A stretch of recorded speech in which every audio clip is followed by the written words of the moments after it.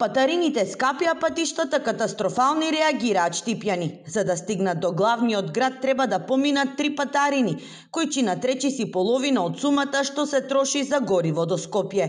Новиот автопат овозможи скратување на времето, но не и безбедност, категорични се возачите. Диви свињи и свлечишта се честа слика на автопатот Миладиновци-Штип. Скапи се патарините за цела година, тука да одиш нон-стоп по автопат. Много скапа патарината, јас сум Швајцарија. Швајцарија 40 франка цела година возиш на автопат. А тука на 80 км имаш 10 евра патарини. Многу работи мора да се уредат, меѓутоа сега за сега е хаос.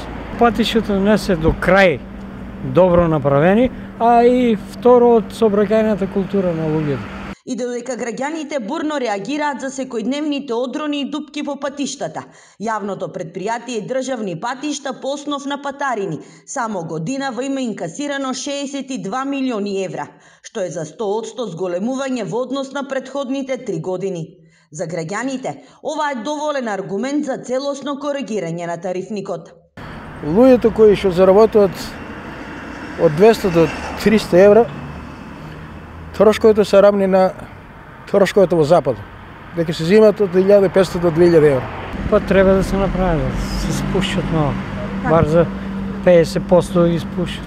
Најскап е автопатот Пријателство, каде што со дупките и честите работи на терен се создава застој и гужва, особено во летниот период.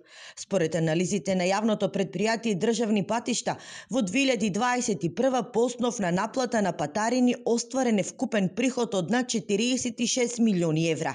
Во 2022 над 53 милиона, а минатата година државни патишта ја заврши со рекордни 62 милиони евра.